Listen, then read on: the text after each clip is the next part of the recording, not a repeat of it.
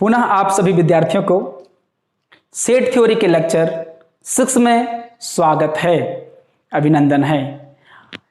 इस लेक्चर को स्टडी करने से पहले मैं आप सभी लोगों से आग्रह करूंगा, अनुरोध करूंगा और धमकी भी दूंगा कि वो पांचों का पांचों जो लेक्चर हैं आप उसको अच्छे से देख लें, तभी आप 6 को देखें, आपको आनंद आएगा, पढ़ने में आसान होगा, आप सब बातें को समझ सकते हैं, हमारे कहे गए बातें को सब समझ सकते हैं। अन्यथा फिर वही लगेगा हम क्या बोलें नहीं बोलें, सिर्फ हम ही समझेंगे। तो आप पढ़ेंगे कैसे? पांचों का पांचों लेक्चर पहले आप देख लेंगे थ्योरी, उसका आपको जो पीडीएफ प्रोवाइड किया जाएगा उस पीडीएफ को लिख लीजिएगा कंप्लीटली। क्योंकि मैंने पीडीएफ जो आपको प्रोवाइड किया है वो एक्सरसाइज बाय एक्सरसाइज किया है कि 1.1 के लिए कितने थ्योरीज की आवश्यकता है, मैंने एक पीडीएफ में बनाने की कोशिश किया। 19 पेज 18 पेज के लगभग होंगे, आपके पीडीएफ में लिखा होगा सेट थ्योरी पार्ट 1, ठीक ना। फिर जब उसको आप पढ़ लेंगे, नोट कर लेंगे, तो आप एक्सरसाइज में आएंगे। बुक रेफरेंस बुक जो है आपका केसी सिन्हा एक्सरसाइज 1.1 केसी सिन्हा बुक आप जरूर से खरीद लेंगे, ठीक ना। और उसको हम लोग एक एक करके एक एक क्वेश्चंस करके हम लोग समझेंगे और बनाते चलेंगे, ठीक ना। तो आपसे फिर से मैं अर्ज करता हूं कि आप जो है 5 लेक्चर देख लेंगे, ठीक ना। मैं आपको उतना ही पीडीएफ देने की कोशिश कर रहा हूं जितना एक एक्सरसाइज में। फिर ये खत्म होगा, फिर अगला एक्सरसाइज का पीडीएफ देंगे, उसके बाद फिर वीडियो देंगे, उसके बाद फिर एक्सरसाइज देंगे। तो आप मेरे साथ चलोगे तो आपको कहीं भी किसी प्रकार कोई प्रॉब्लम नहीं होगा। आवश्यकता से कम और आवश्यकता से ज्यादा हमेशा हानि करता है। नमक खाना को कितने भी टेस्टी बनाता है, थोड़ा कम कर दो टेस्टलेस, ज्यादा कर दो परेशानी बढ़ जाएगा। ऐसा बात थोड़ी है कि नमक 1 केजी डाल दो ये ज्यादा टेस्ट हो जाएगा, ऐसा नहीं है।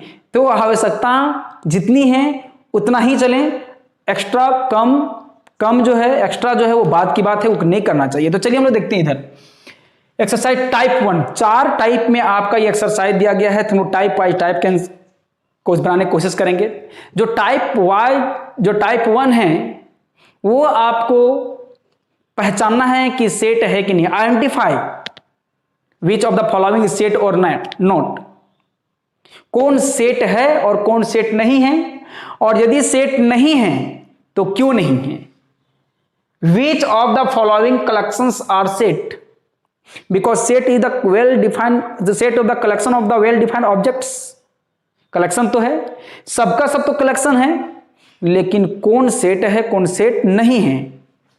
जस्टिफाई और आंसर, और आप आंसर दोगे, कहोगे एस तो वाई, क्यों कि आंसर देख के निकल जाए कि एस बोल के काम निकल जाए, ऐसा नहीं, आपको रीजन मांगा जाएगा क्यों ऐसा है। तो चलिए थोड़ा सा इसके लिए हम कुछ कॉन्सेप्ट देते हैं, है ना। कॉन्सेप्ट क्या है ध्यान देंगे। कॉन्सेप्ट सेट जो है देखेंगे इधर, नोट जो सेट होगा, नोट सेट कौन होगा, जिसमें कोई फीलिंग्स की बातें आएंगी, फीलिंग्स की कोई बातें आएंगी, हाँ, और जो फिक्स ना हो, फीलिंग्स की कोई बातें आएंगी और जो फिक्स ना हो, नॉट फिक्स, नॉट फिक्स, जो फिक्स नहीं हो, ठीक है। मतलब कॉन्सेप्ट नोट सेट के लिए जो नोट जो सेट होगा मतलब उसमें फीलिंग्स की बातें होंगी, और नोट फिक्स जो फिक्स नहीं होगा। और जो सेट होगा, कॉन्सेप्ट ऑफ सेट होगा, वी कैन डिफाइंड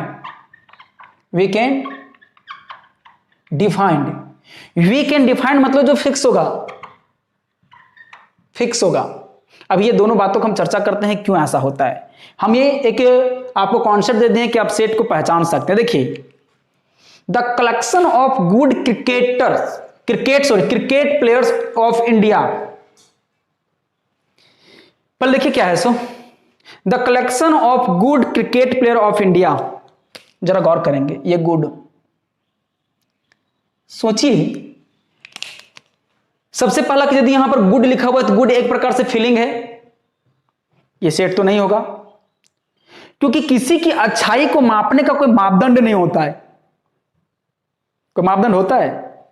कोई एक ही इंसान हमें अच्छा लग जाता है और वही इंसान कोई दूसरे को बुरा लग जाता है, तो आप कैसे कहेंगे कि वो अच्छा है? कहेंगे? नहीं कहेंगे। तो सिंपल सी बात है कि the collection of good cricket player of India. यदि गुड नहीं होता, क्रिकेट प्लेयर होता तो सेट होता, क्योंकि क्रिकेट प्लेयर में लिख सकते हैं इंडिया का सचिन तेंदुलकर, MS धोनी, विराट कोहली, बहुत सारे हैं, तो उन सारे का ग्रुप बना सकते। लेकिन वहां में से गुड कौन है? मेरे नजर में मान लीजिए कि सचिन गुड है, आपके दिन हो सके विराट कोहली, यंग जनरेशन है, वो पसंद होगा, हो सके किसी को रोहित शर्मा पसंद होगा और उसको गुड बोलेगा। तो चूंकि किसी क्रिकेटर का गुड जो है, हम उसके गुडनेस को, उसके अच्छाई को हम अपने नजरिया पे देखेंगे, और जब नजरिया से देखने की बात हो गया तो भैया फीलिंग अंदर जगा कि अच्छा सचिन तेंदुलकर वो तो क्रिकेट का भगवान है, हमको अच्छा लग गया। तो जब भी बातें आएंगे तो बोलेंगे सबसे अच्छा प्लेयर कौन है, तो हमारे लफ्जों से कौन निकलेगा? सचिन तेंदुलकर।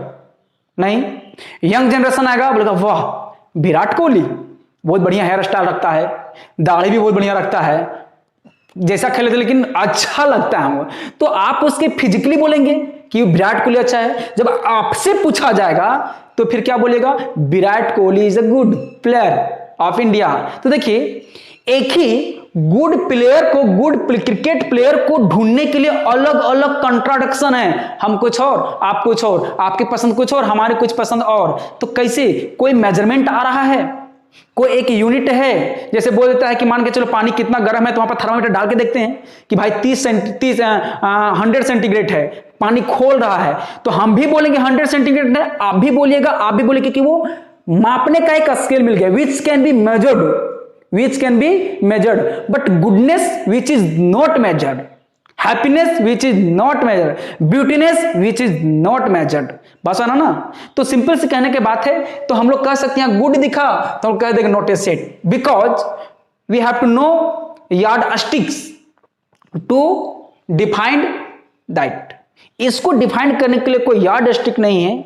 यार्ड स्टिक मतलब होता है पैमाना, कोई पैमान नहीं है, तो इसको बोलेंगे नो। क्या बोलेंगे? नो। इसका आंसर में क्या हो जाएगा? लिख देते हैं इधर नो। क्यों? बिकॉज देखिए BCZ लिखा हुआ है, बिकॉज लिखे, ठीक, पूरा बिकॉज लिख देते हैं, नहीं तो मैसेजिंग होगा। Because we have no yard sticks, yard stick to measure this collection. देखिए नो, नहीं, ये सेट नहीं है। बिकॉज, क्योंकि we have no yard sticks. देखेंगे यहां पर लिखा हुआ यार्ड स्टिक लिखा हुआ है, मतलब पैमाना। कि पैमाना का मतलब क्या होता है? जैसे कि पानी के जो तापमान को डिग्री सेंटीग्रेड में माप लिए तो पैमाना हो गया। अपनी हाइट को मैं मीटर फीट से मापूंगे, पैमाना हो गया ये, ठीक ना? तो इसके लिए ये गुड क्रिकेट प्लेयर को मापने के लिए कोई यार्ड स्टिक नहीं हो, कोई पैमान नहीं है, इसलिए सेट नहीं है। वी कैन नॉट डिफाइंड, इसको भी लिख सकते हैं, वी कैन नॉट डिफाइंड। तो आपकी अलग अलग अपनी भाषा जो लिखे यूज करना है कर सकते हैं। दूसरा देखते हैं, the collection of more dangerous animal of the world.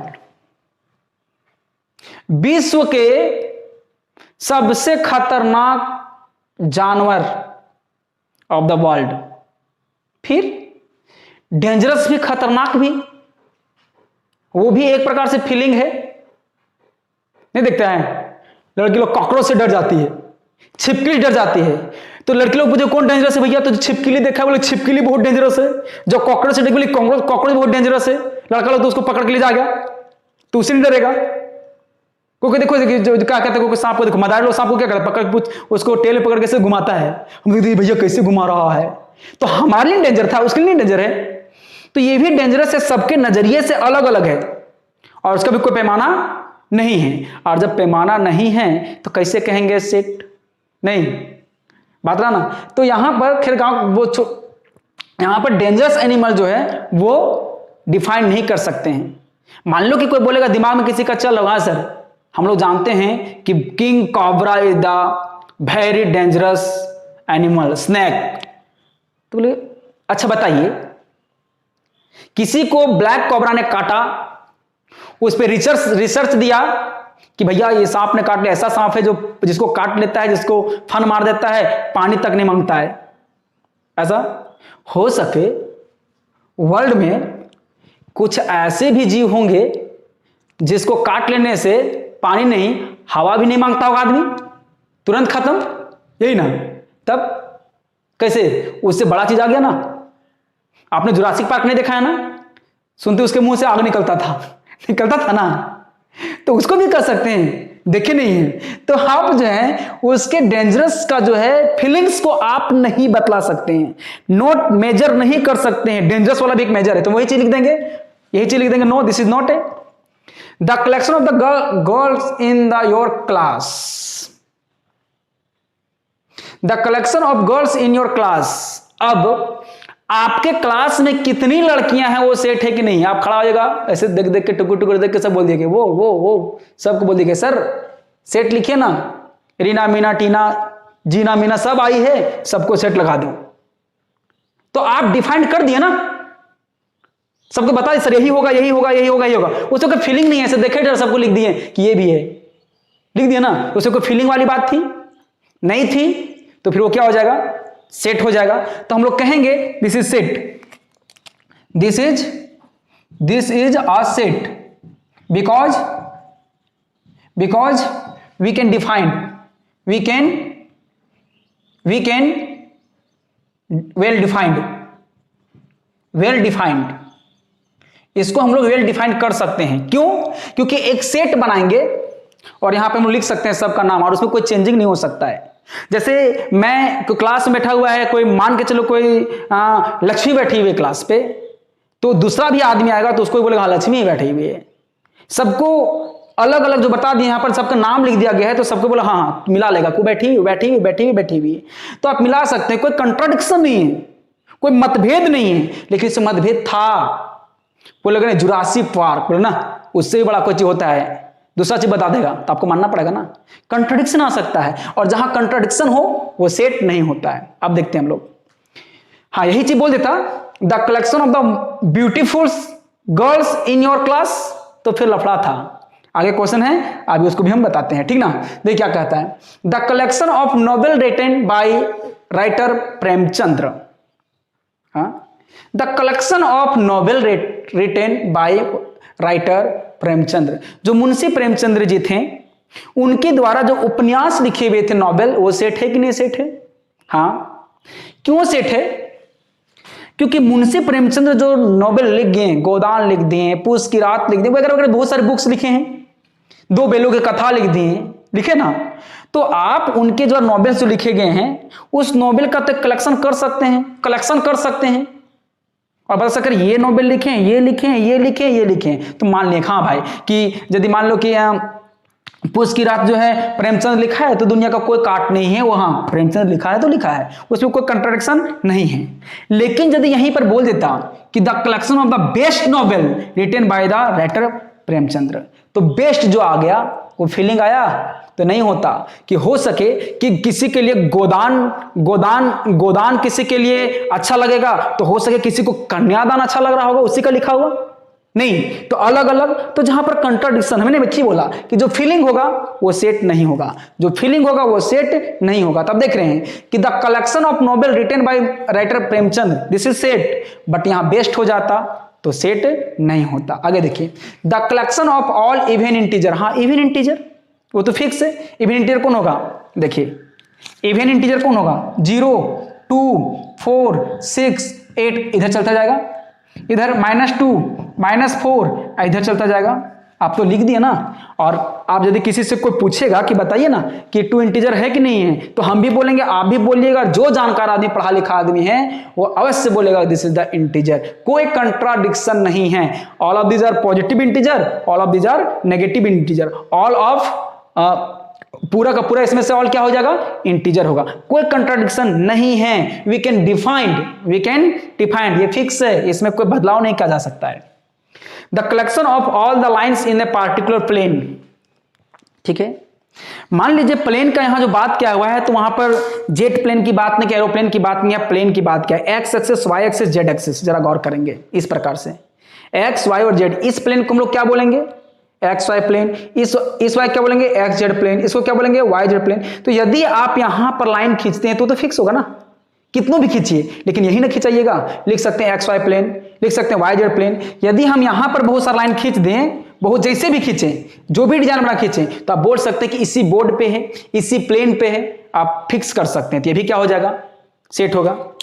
The collection of beautiful girls of the world, विश्व की सबसे सुंदर लड़कियां, ठीक है, उसके लिए आपको क्या करना है, इसको पहचानना है कि सेट है कि नहीं है। तो जरा ध्यान देंगे, सबसे पहले ब्यूटीफुल लग गया, और जब ब्यूटीफुल लग गया तो ये ब्यूटीफुल जो है फीलिंग्स को जगाता है, सुंदरता जो है फीलिंग्स को जगाता है।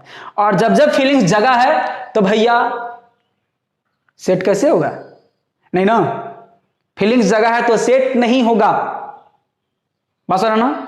तो यहां पर डायरेक्ट इस सेंटेंस को देख के बोल से नॉट सेट है, because we have no yardstick to measure this collection. लिख सकते हैं हम लोग, अलग अलग लैंग्वेज में लिख सकते हैं।